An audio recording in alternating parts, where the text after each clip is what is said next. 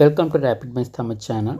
Tamil Nadu teacher education university படிச்சக்கூடிய BEd மற்றும் MEd ஸ்டூடெண்ட்ஸுக்கான எக்ஸாமினேஷன்ஸ் பிப்ரவரி மந்தில் இருக்கும்ன்றதை ஆல்ரெடி யூனிவர்சிட்டி தெரிவிச்சிருக்காங்க. ஸோ அதற்கான ஸ்கிரைப் டீட்டெயில்ஸை பிப்ரவரி 5th எல்லா காலேஜஸும் யூனிவர்சிட்டிக்கு சென்ட் பண்ணணுன்றதும் தெரிவிச்சிருக்காங்க.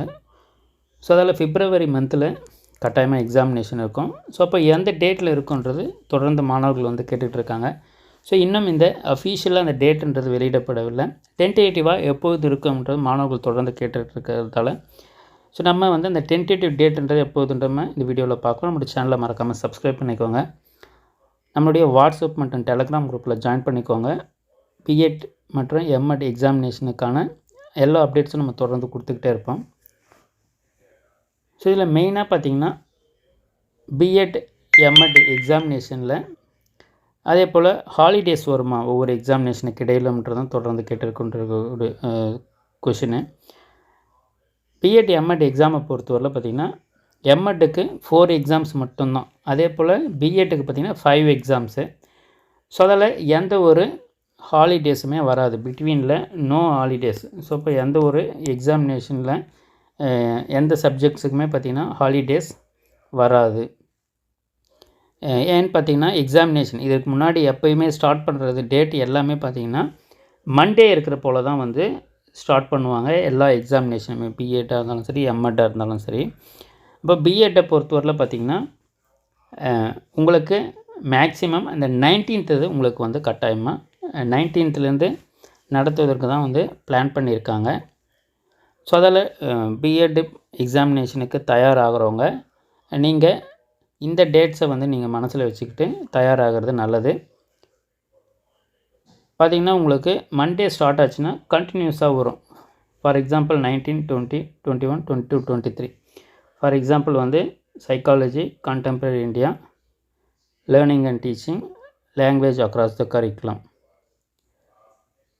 அதே போல்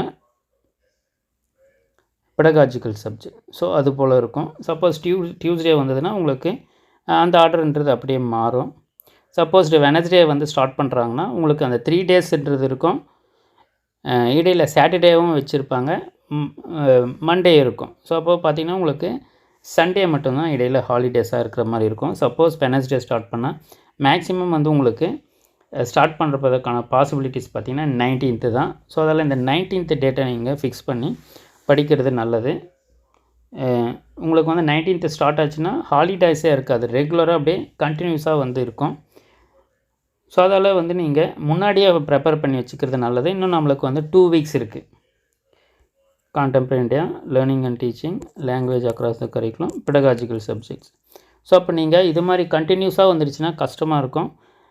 அதால் நீங்கள் இப்பொழுதே நீங்கள் முன்னாடியே நீங்களாக ஒரு ஷெடியூல் போட்டு இந்தந்த டேட்டில் நம்ம இந்தந்த சப்ஜெக்டை ரீகால் பண்ணணும், படிச்சுக்கலான்றதை நீங்கள் பிளான் பண்ணி படிச்சுக்கிறது நல்லது. ஸோ எல்லா சப்ஜெக்ட்ஸுக்குமே நம்மளுடைய சேனலில் இம்பார்ட்டன்ட் கொஷின்ஸ் யூனிட் வைஸ் கொடுத்துருக்கோம். அதே போல் எம்சிக்யூஸுமே கொடுத்துருக்கோம்.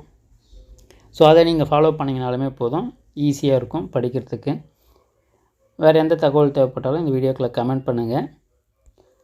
பிஎட்டுக்கான செகண்ட் இயருக்கான கமிஷன்ஸ் பார்த்திங்கன்னா மார்ச் மந்தில் இருப்பதற்கு தான் வாய்ப்புகள் அதிகமாக இருக்குது.